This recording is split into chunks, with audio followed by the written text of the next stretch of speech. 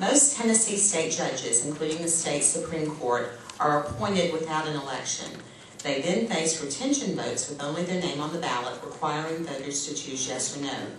Judges and attorneys overwhelmingly support the current plan, and some argue that this type of judicial selection is needed to keep partisan politics out of the judiciary and provide a merit-based system, while others argue that this gives lawyers too much control and results in a nearly 100% retention rate regardless of the judge's performance. This issue will almost certainly be addressed by the current legislature. Where do you stand on this issue? Thank you for asking me that question. They're going to be elected. I think they get complacent in their jobs, but yeah, I'm for making them be elected. And not only that, if I'm not mistaken, I believe the Attorney General is appointed by them. Okay.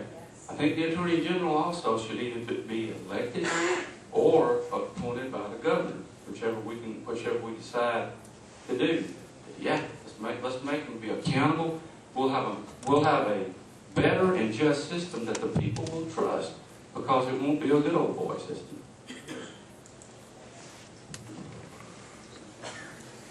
I think they should be voted in also.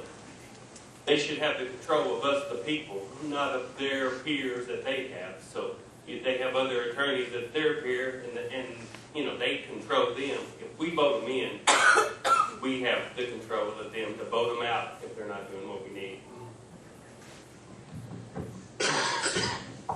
Little background on this issue may help clear it up. First of all, the Tennessee State Constitution says that the judges will be elected. However, we are not electing our judges in Tennessee. Now, how did that come about? We have something in place that's called the Tennessee Plan. The Tennessee Plan came out of political expediency a number of years ago. What took place is that there was one party that was in power. A newly elected governor was from the other party. And so the party in power got worried, and they put together what is now been called the Tennessee Plan.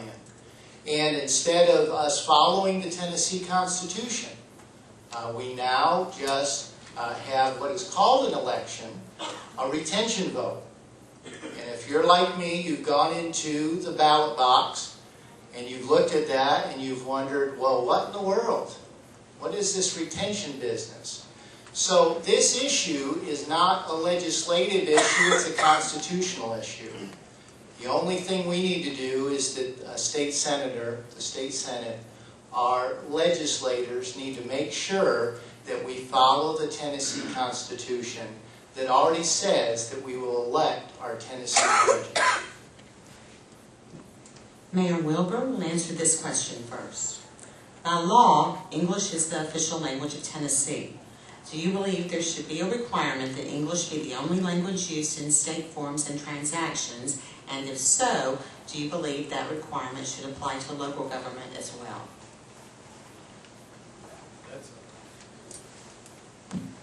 It's a very interesting question. I know there's been a lot of debate on it, and we had an election in Nashville not too long ago where it was turned down. I think, definitely English is our main language. I think definitely we need to have it on all the forms. It needs to be part of it, including government. We are in a society where we do have people in here who do not speak this language. So I think, by law, we're supposed to require someone to be available to interpret for them. But I do believe that the English language should be our main language.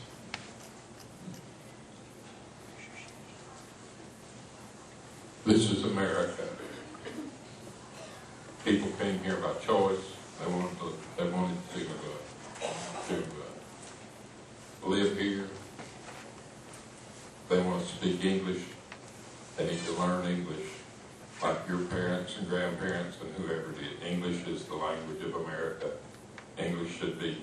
I get so tired of calling somebody and having to deal with press 1 for English or 2 for whatever.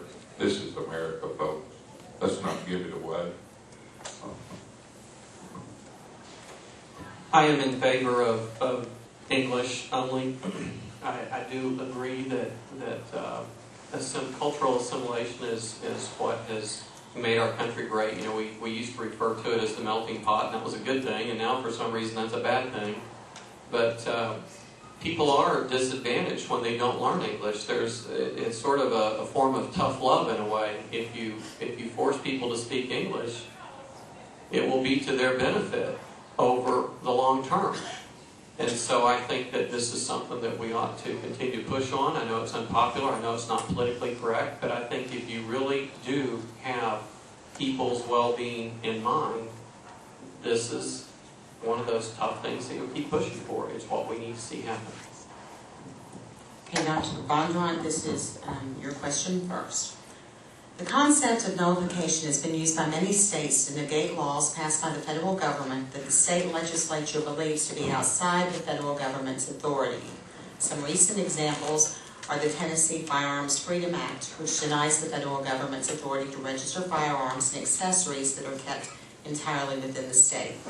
Legalization of medical marijuana by 15 states in direct opposition to federal law, and the rejection of the Real ID Act by at least 20 state legislatures that has resulted in delaying the implementation of the act by more than 5 years and counting.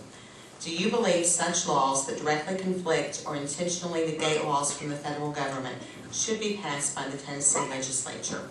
Please explain why or why not. Well, our U.S. Constitution gives the federal government certain rights, and they have way overstepped their boundaries. The states are the ones that are supposed to be governing this nation. The states are the ones that have allowed our federal government to go as far as they have. And the states have given up their rights to legislate things and provide for a lot of the basic needs that we have. So consequently, I'm a big 10th Amendment supporter. I believe that we need to take our states' rights back. I believe that we need to take control of our country again from the state level. The federal government has very little that they're supposed to do, and the one main thing is protect our borders, and they're failing at that. Just ask Arizona. And so consequently, all these other issues are, if it's a federal law, but the feds don't have a right to make that law, then yes, the states prevail. And until we take this country back one state at a time, we're going to continue to yield to these issues that the feds are cramming down our throats. It's like the aspect of federal money with strings attached. Well, guess what? They're not the ones that should have that authority to give us strings. We should be sending the money to them with strings attached. So this vote, it should come from us to them. That's the way it's set up. That's the way we need to go back.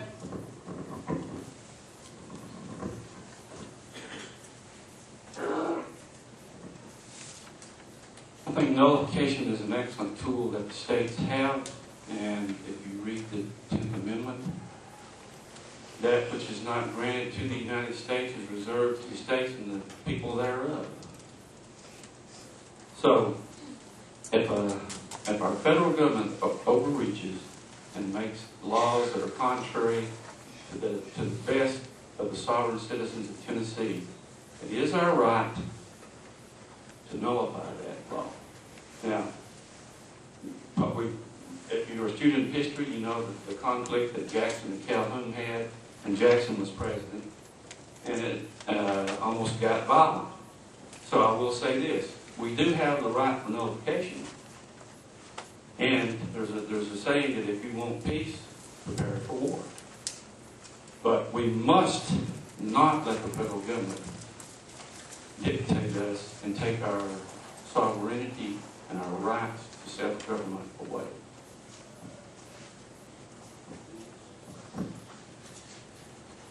There's nothing I can add to what both of these have said. I totally agree with both of them, and there's nothing I can add to it. So I totally agree. Okay, we're coming back this time to Mr. Slater to answer this question.